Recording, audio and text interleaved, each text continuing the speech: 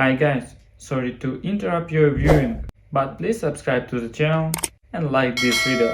Thank you.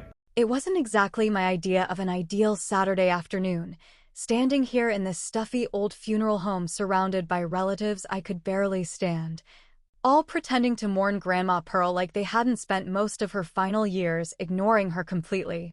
The room was thick with the overpowering scent of cheap carnations, stale coffee, and a sickly sweet perfume Aunt Margaret seemed to have bathed in before showing up. At least 3 cousins whose names I barely remembered nodded awkwardly at me from across the aisle, offering tight-lipped smiles that did nothing to mask their obvious boredom. To them, Grandma was probably just another distant old woman, someone whose only lasting legacy would be a few heirloom silver spoons or a crusty antique dresser destined for Craigslist. Uncle Craig, ever the self-appointed comedian, stood confidently by the entrance in his tacky gray suit, cracking jokes to whoever would listen, completely oblivious to the discomfort he was causing. "You know," Craig bellowed, loud enough for everyone within earshot to hear, "Pearl was tough as nails, but I'm pretty sure Jess here spent more time planning her weekend trips than visiting her own grandmother." His laugh echoed obnoxiously, reverberating off the peeling wallpaper, but I chose to bite my tongue, inhaling deeply to steady myself rather than confronting him then and there. Craig had always had a particular talent for humiliation, the kind of uncle who thought public embarrassment was good humor, conveniently ignoring his own history of questionable life choices. The lawyer, Mr. Wells, cleared his throat impatiently, pulling everyone's attention back toward him with a sharp, practiced glare. He adjusted his thin wire-frame glasses, frowning down at a meticulously typed page as if he found the whole ordeal distasteful. "We can begin," he announced flatly, his voice professional but disinterested, as if the family drama unfolding before him was just another Tuesday at the office. He proceeded to drone on through the legalese of Grandma's will, listing assets that sounded far grander than they actually were: a modest bungalow with peeling paint, a beat-up Buick from the early 2000s, and a surprisingly robust collection of ceramic cat figurines Grandma adored beyond reason. As Wells moved through the list, parceling out mementos to greedy-eyed relatives, Uncle Craig flashed another smug grin in my direction, clearly savoring his perceived moral high ground. It was true, my visits had been sparse, punctuated more by hurried phone calls and half-hearted attempts to reconnect than by the meaningful exchanges I'd always planned. But life had a way of steamrolling intentions, turning well-meant visits into missed opportunities and regretted absences. Craig didn't care about nuance, though. He thrived on cheap shots, his accusations ringing loud and clear in the stifling silence that followed the lawyer's monotonous voice. "But here's the thing I've learned about family. Everyone thinks they're the hero of their own story, even if they're actually the villain in someone else's." Grandma Pearl knew this better than anyone. She'd spent her life observing silently, judging sharply, often revealing her thoughts only through cryptic remarks or pointed sighs. She was complex and contradictory, warm yet distant, tender yet unforgiving. Yet somehow, she and I had always understood each other on a level deeper than visits or phone calls could fully capture. Have you ever had someone underestimate how deeply you cared, just because you didn't show it the way they expected? Drop your stories below. I bet we've all got something to say about that. Just when the tension had become unbearable, and I was mentally preparing to slip quietly away, Wells cleared his throat again, this time louder, more assertive, demanding the room's attention like a judge banging his gavel. He reached carefully into his briefcase and produced another envelope, starkly different from the official-looking stack of papers he'd just finished reading. This envelope looked personal, the paper thick and cream-colored, its edges carefully creased, hinting at secrets held tight for years. "Actually," Mr. Wells began slowly, savoring the drama with practiced timing, "your grandmother had a second message she instructed to be read aloud, directed specifically toward certain family members." His eyes flicked meaningfully toward Craig, whose smug grin faltered for the briefest moment before quickly recovering its arrogant composure. Still, the faint twitch beneath Craig's right eye betrayed his discomfort, a crack in his bravado that I secretly relished. She had a few very specific final words, Wells continued, his voice dropping dramatically, laced with barely concealed anticipation. The room collectively leaned forward, eager faces betraying their hunger for scandal, controversy, or, at the very least, a satisfying dose of family drama. Aunt Margaret's fan halted mid-flutter, the cousins ceased their bored whispers, and even Uncle Craig himself seemed momentarily paralyzed by uncertainty, though he quickly masked it behind a forced chuckle. I remained silent, heart pounding, eyes fixed on the lawyer's carefully controlled expression, knowing whatever words Grandma Pearl had left behind were unlikely to be gentle or reassuring. No, Pearl wasn't sentimental. She was blunt, fierce, and masterfully manipulative, even in death. Mr. Wells adjusted his glasses one last time, opened the envelope deliberately, and extracted a single sheet of paper, unfolding it with exaggerated care. He paused dramatically, clearly aware of the anticipation building in the stale, overheated room. Craig shifted uneasily in his seat, his smirk dissolving into genuine unease as he waited anxiously for the lawyer's next words. Your grandma had a few very specific final words. Wells repeated, savoring the suspense, his eyes briefly meeting mine, twinkling knowingly as he took a breath to deliver Grandma's final, devastating punchline. Mr. Wells cleared his throat theatrically one last time, drawing out the moment just enough to ensure that the room had reached peak tension, every set of eyes now locked onto him. He adjusted his glasses, squinted dramatically down at the letter, and began reading Grandma Pearl's final message, his voice steady yet somehow carrying a sharp, biting undertone that felt distinctly like hers.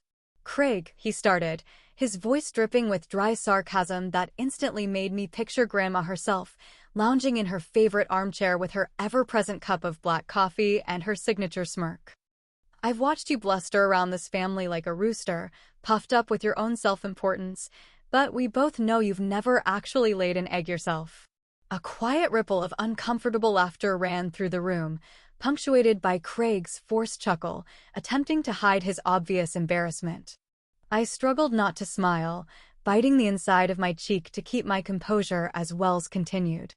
I suppose you thought your little remarks about Jessica not visiting often enough would distract everyone from your own glaring shortcomings.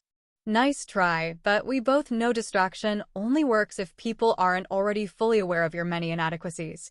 Craig shifted awkwardly in his chair, his jaw visibly tightening as the lawyer's measured voice publicly shredded what was left of his dignity. I expected to feel satisfied, maybe even smug, seeing Craig's bravado collapse so publicly, but a strange unease twisted inside me instead, mixing guilt with my relief. Was this the kind of family gathering Grandma really wanted? Watching Craig shrink deeper into his seat, visibly deflated, felt good, I'll admit that much, but it also felt painfully uncomfortable, like watching someone trip and fall, knowing you should help but being unable to stop yourself from laughing first. Family revenge always felt satisfying in theory, but witnessing the brutal reality felt very different, messy and unsettling. Mr. Wells, unbothered by the brewing family drama, continued reading, his voice steady but his eyes twinkling with restrained amusement.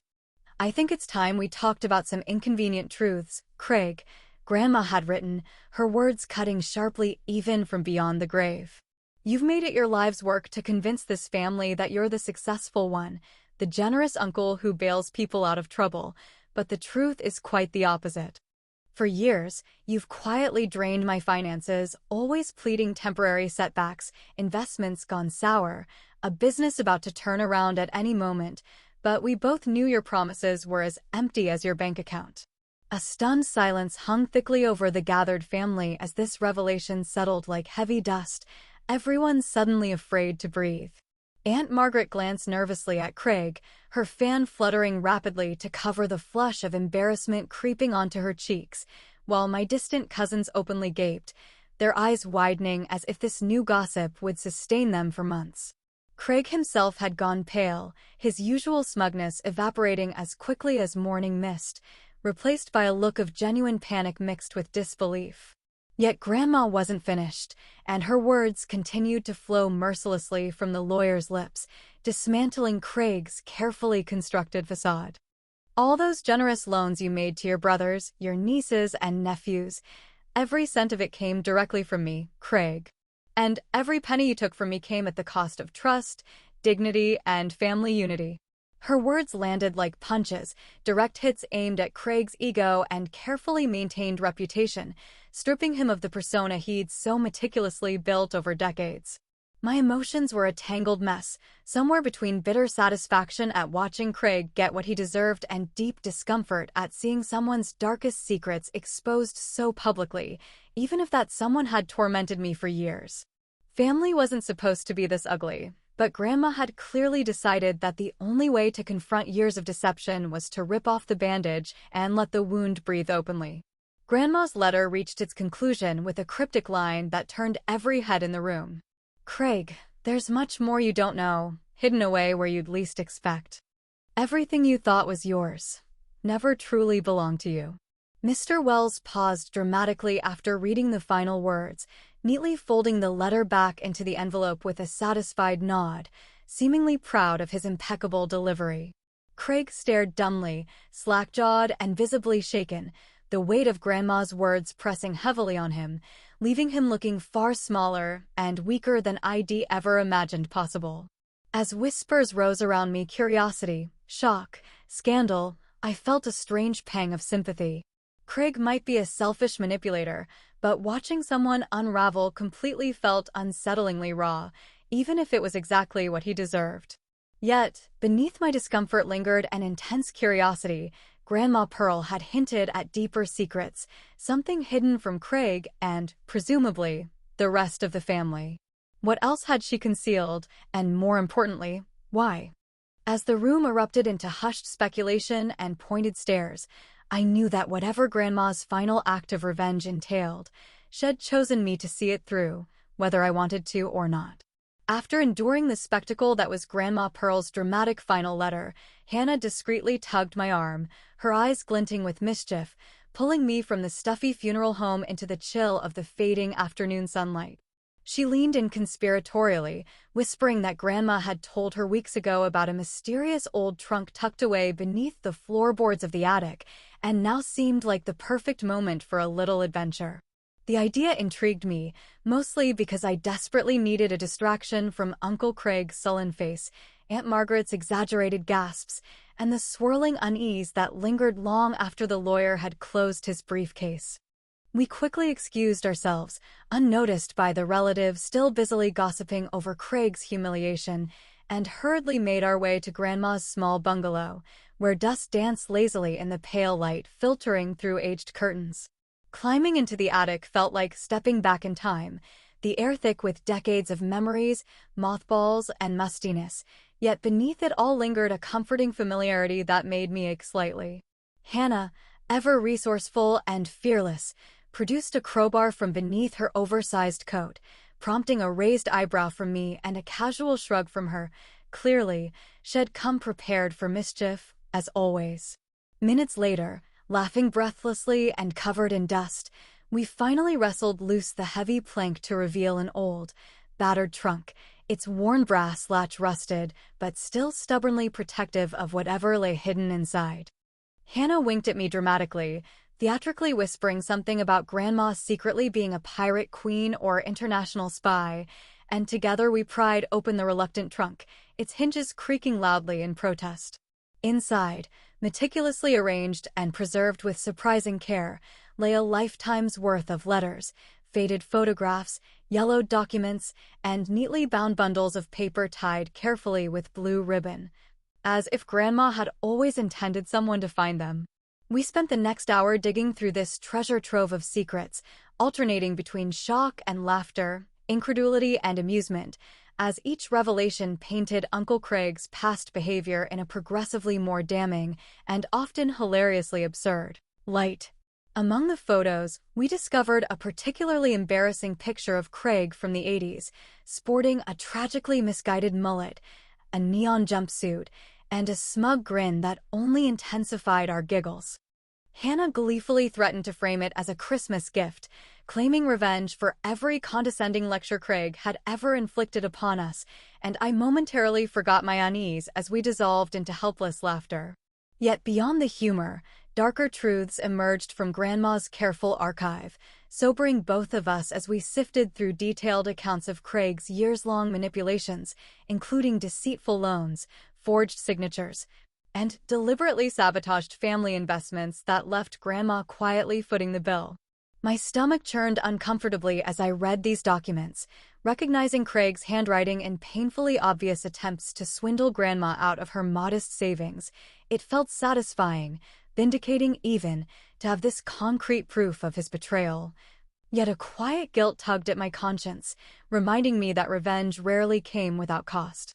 Hannah seemed to notice my shifting mood, gently squeezing my arm and offering a sympathetic smile, her voice softening as she admitted that exposing Craig felt simultaneously justified and unsettling. A reminder that families often hid ugly realities beneath carefully maintained facades. I nodded slowly, grateful to share this complicated moment with someone who understood, yet still unsure exactly how to reconcile my conflicting feelings about vengeance and justice. As we continued sorting through Grandma's papers, a thick envelope caught my eye, my name written across it in Grandma's precise script, carefully sealed as if holding something deeply personal within its folds. My pulse quickened with anticipation, and Hannah nudged me encouragingly, her curiosity evident as she leaned closer, watching intently as I slowly tore open the envelope, unfolding the delicate pages inside with trembling fingers. The letter began warmly, Grandma's familiar voice filling my mind, making it ache in a strangely comforting way. "Jess, my dear," it read, "by now you know how Craig's greed poisoned this family, but there's something even deeper I need you to understand." My heart quickened, dread and excitement mingling as I moved carefully through her words.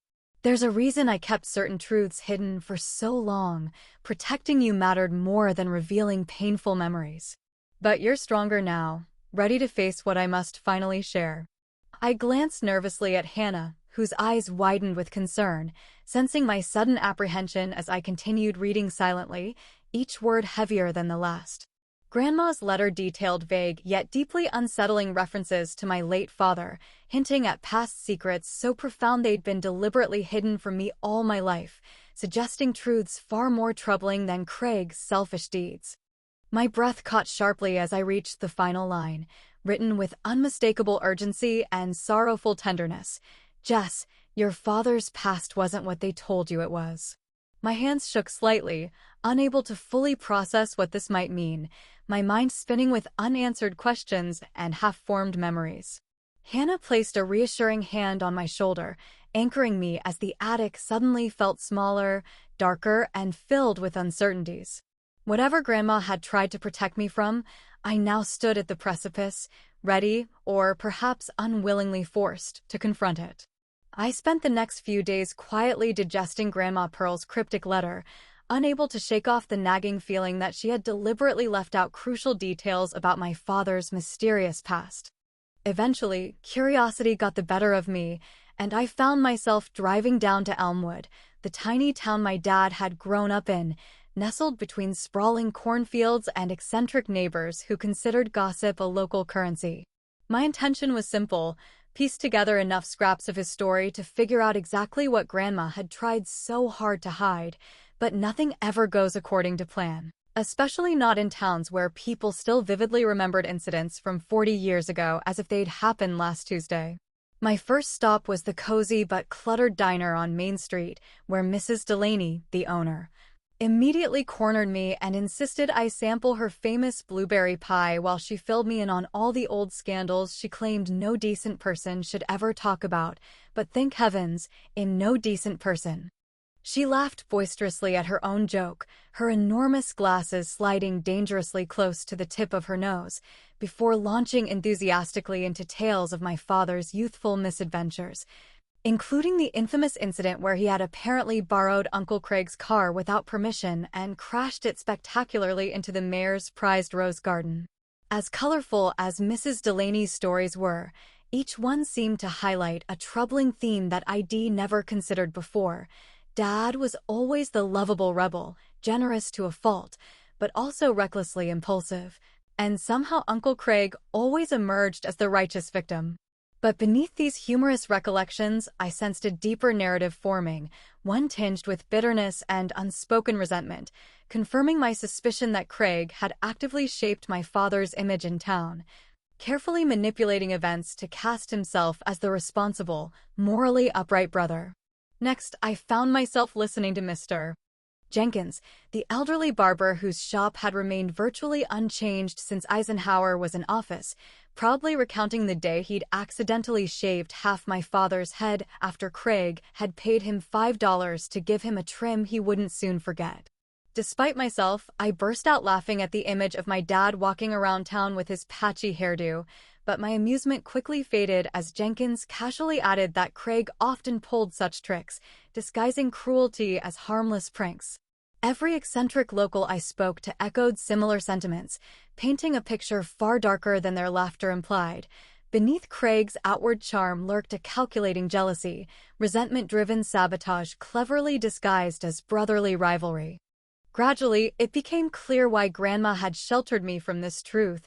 She'd wanted to preserve my memories of Dad as carefree and loving, shielding me from the painful reality that Craig had systematically dismantled my father's reputation and self-esteem, ultimately pushing him into financial ruin and emotional despair. By the time I returned home, my heart simmered with a mixture of anger, grief, and an overwhelming urge for justice, revenge that would humiliate Craig without permanently hurting him. Remembering Craig's deep pride in his exclusive collection of vintage whiskey, each bottle meticulously displayed in a temperature-controlled cabinet he bragged about incessantly, inspiration struck with delicious clarity. Sneaking into Craig's overly ornate home one evening, armed with cheap knockoffs cleverly disguised in the original bottles, a trick I proudly learned from late-night YouTube tutorials, I replaced every last drop of his precious whiskey, chuckling softly to myself at the absurd brilliance of my plan. Of course, revenge isn't complete without witnesses, so I discreetly positioned my phone's camera behind an obnoxiously oversized crystal vase, aiming it perfectly toward the whiskey cabinet before slipping silently out the back door. The following evening, at a small family gathering ostensibly arranged to heal old wounds, Craig made a big show of opening his favorite bottle, boasting loudly about its exorbitant price and supposed rarity. Watching from my carefully chosen vantage point, I struggled to contain my laughter as he poured a generous glass, swirled it pompously, took a sip, and promptly spat it across the room in shock and disgust, his horrified expression utterly priceless. His outrage, predictably dramatic, escalated quickly, his voice rising comically high as he accused every confused family member present of this heinous sabotage, sputtering and waving his empty bottle around like a mad conductor. From my corner, I discreetly filmed his tantrum, capturing every humiliating second to savor later. Revenge had never tasted quite so sweet, even if it did carry a subtle aftertaste of guilt that I deliberately pushed aside. As Craig's fury reached fever pitch, his wild eyes suddenly landed squarely on me, narrowing sharply as if something had clicked suspiciously into place within his mind. Before I could retreat to safer ground, he marched straight toward me, flushed and shaking, pointing accusingly as he shouted, "Jess, you did this. You swapped out my whiskey. Admit it." The room fell instantly silent, eyes darting nervously between us, the tension thick enough to cut with a butter knife. My heart hammered rapidly against my chest as I met his gaze, face carefully neutral even as panic crept beneath the surface. Did he genuinely suspect me, or was this merely desperate bluffing from a man whose fragile pride had just publicly shattered? Standing in the center of Uncle Craig's lavishly decorated living room, I stared directly into his furious, reddened face, desperately trying to keep my expression neutral even though laughter bubbled dangerously in my chest. Craig, now trembling dramatically and pointing a shaking finger at me, loudly repeated his absurd accusation. "Jess, I know it was you who replaced my whiskey. You always envied my success, didn't you?" The gathered family and friends exchanged uneasy glances, some nervously giggling into their cocktails, unsure whether to treat his theatrics seriously or as just another comedic meltdown from our notorious family drama king. Channeling Grandma Pearl's legendary composure, I slowly raised one skeptical eyebrow and feigned total innocence, responding dryly, "Craig, if I were planning sabotage, I certainly wouldn't waste good money on discount whiskey. Everyone knows your palate isn't refined enough to tell the difference anyway." Laughter erupted instantly around the room, puncturing the tense silence and causing Craig's face to redden further, his lips tightening into an outraged line as Aunt Margaret unsuccessfully tried to hide her amused snort behind her handkerchief. Cousin Hannah openly giggled, throwing me a supportive wink from the safety of the corner, clearly enjoying every awkward second of Craig's humiliation. Determined not to be outdone, Craig spluttered defensively, his voice rising even higher. "Don't play innocent with me, Jess. You've always resented my accomplishments." Unable to resist another jab, I sighed theatrically and gently placed a reassuring hand on his shoulder, my tone exaggeratedly sympathetic as I replied, "Oh, Craig, darling, if by accomplishments you mean driving Grandma's finances into the ground, then yes, consider me thoroughly jealous of your exceptional skill." Another wave of laughter rippled through the room, a satisfying chorus of amusement that made Craig visibly squirm, clearly desperate to regain control of the narrative had hopelessly lost. Family sides began forming in real time as the tension mounted humorously and dramatically, Aunt Margaret strategically sliding closer to Craig, nervously fanning herself as if proximity alone could mitigate the social damage being inflicted. On the opposite end, Hannah, along with several cousins previously indifferent to the unfolding drama, drifted conspicuously toward my side of the room, their amused whispers and approving nods openly supporting my gentle takedown of our self-appointed patriarch. The atmosphere quickly transformed into a playful tug-of-war, alliances crystallizing beneath our casual banter, everyone secretly savoring the long-overdue challenge to Craig's decades-long dominance. Seeing his supporters dwindle visibly, Craig desperately attempted one last tactic, dramatically raising his glass toward the audience as he proclaimed loudly, "Mark my words, Jess, everyone will soon see you for the manipulative fraud you really are." Without missing a beat, I feigned hurt feelings, exaggeratedly clutching my heart as I responded, "A manipulative fraud? Craig, coming from you, that's practically a professional endorsement." Another burst of laughter echoed through the room, Craig's attempts at seriousness repeatedly undermined by my relentless, comedic timing, something Grandma would have undoubtedly appreciated. Feeling empowered by the laughter and camaraderie, I decided it was finally time to subtly expose Craig's hypocrisy in ways both amusing and undeniable, casually pointing out his habit of claiming others' ideas as his own. Like the time he proudly boasted about inventing the family chili recipe, despite Aunt Margaret perfecting it long before he ever picked up a spoon. I reminded everyone, laughingly, about the year Craig had dramatically lectured us about healthy eating at Thanksgiving, only to be caught later that same night shamefully devouring 3 entire pumpkin pies alone in the kitchen. Something I'd secretly recorded for exactly this kind of delightful moment. With each anecdote, Craig's confidence crumbled further, his face growing increasingly sullen as family members laughed openly, visibly shifting allegiances toward my side. Recognizing the uncomfortable yet amusing truths hidden beneath years of Craig's carefully constructed lies. His blustering facade finally collapsed entirely when Hannah cheerfully interjected, "Don't worry, Uncle Craig, we love you anyway, even if half the things you say are complete nonsense." The entire room erupted into genuine, uncontrollable laughter, thoroughly disarming him, leaving Craig standing awkwardly alone, arms crossed defensively, stripped of his usual arrogant charm. Just as I was beginning to savor the bittersweet taste of victory, the familiar voice of Mr. Wells, our perpetually unflappable family lawyer, suddenly cut through the remaining chuckles, silencing the room instantly. Standing quietly near the entrance, briefcase in hand and appearing annoyingly unaffected by the comedic chaos around him, he cleared his throat pointedly before calmly announcing, "I apologize for interrupting your lively gathering, but there has been an unexpected development. Another envelope from Pearl has surfaced, specifically addressed to Jess." My heart dropped slightly in apprehension, noticing the curious gazes of everyone present turning sharply toward me, instantly reigniting the room's tension.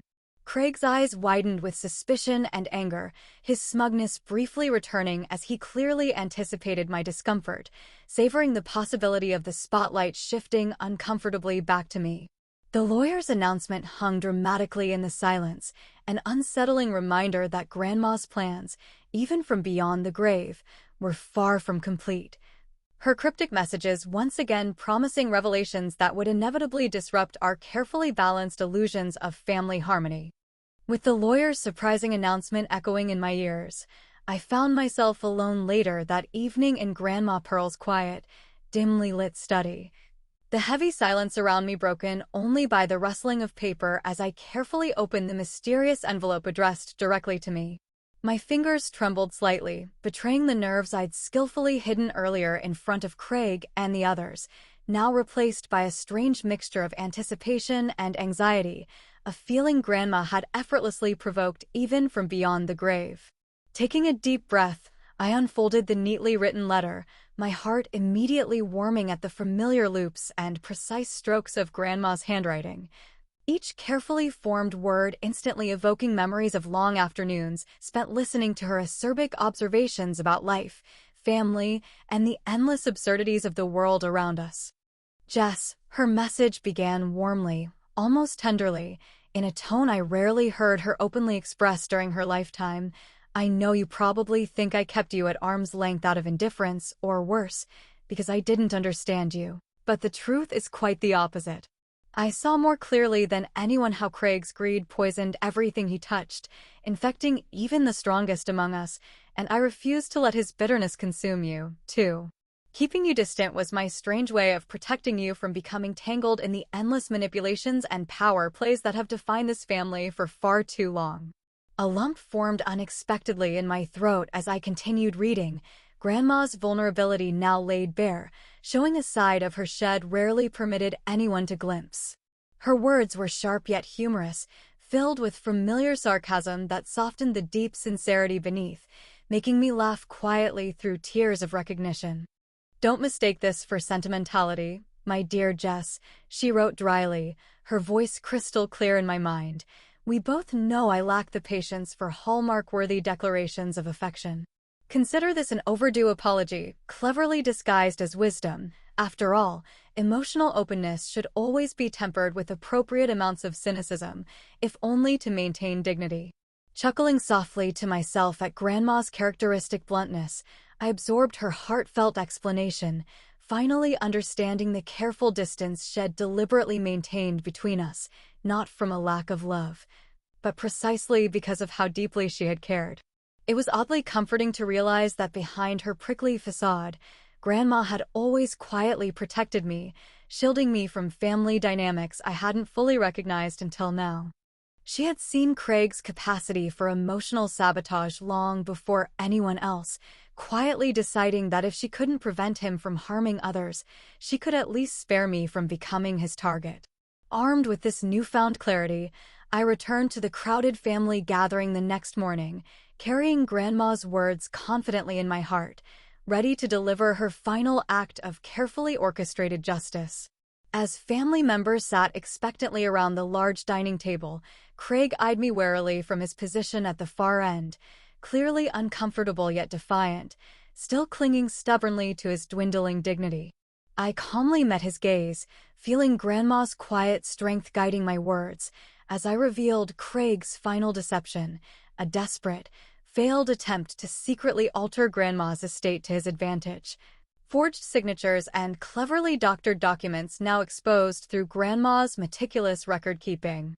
Craig sputtered indignantly, protesting weakly, his voice rising sharply, but this time even Aunt Margaret refused to defend him, sighing theatrically instead, as if she'd expected nothing less from him. In Pearl's own words, Mr. Wells added dryly, calmly producing the official will, "Everything is left jointly to Jessica and Hannah, with explicit instructions, and I quote, to kindly refrain from investing in Craig's next scheme." As tempting as he might make it sound. Laughter erupted around the table at Grandma's perfectly delivered final jab, lightening the mood considerably while reinforcing her final, decisive judgment about Craig's trustworthiness, or lack thereof. As the laughter subsided, leaving Craig openly embarrassed yet mercifully unbroken, I felt an unexpected pang of introspection, recognizing that revenge, however justified or satisfying, had consequences beyond temporary triumph. Craig might have deserved everything he received, but family was complicated, and his humiliation felt less like victory and more like a bittersweet reckoning with painful truths long overdue. Grandma had handed me justice, cleverly disguised as inheritance, but she'd also given me something far more valuable, a chance to finally understand the delicate balance between accountability and forgiveness, and to decide for myself what family truly meant. That evening, as I sat alone in Grandma's study again, processing everything that had happened, my thoughts swirling with newfound insights, a soft knock interrupted my quiet contemplation. Mr. Wells appeared at the doorway, offering an apologetic smile and holding yet another envelope, plain and unlabeled, silently placing it gently into my hands without explanation. As he left, I felt my pulse quicken in curiosity, turning the envelope slowly over, immediately recognizing Grandma's unmistakable handwriting carefully scrawled across its front, the ink slightly smudged, as if she had hesitated long before sealing it shut. With trembling fingers, I traced her familiar loops and lines, a faint smile tugging at the corners of my mouth as I imagined her sitting at this very desk, wrestling with whatever final secrets this mysterious envelope now contained. For a moment, I considered tearing it open immediately, but something inside made me pause, perhaps a lingering echo of Grandma's lifelong lesson in patience, or maybe simply the recognition that some truths were best absorbed slowly, savored carefully rather than consumed recklessly. Holding the envelope gently, I leaned back thoughtfully in Grandma's old chair, suddenly aware of the countless unanswered questions still hovering around me, hidden just beyond reach, waiting patiently to be discovered. Perhaps this final envelope would reveal answers, or perhaps it would simply present new questions, fresh mysteries designed carefully by Grandma Pearl to keep me curious, resilient, and always a little off balance, exactly the way she would have wanted. Smiling softly to myself, I stared curiously at the unopened envelope, savoring this moment of uncertainty, knowing Grandma's legacy had always been more about the journey than the destination.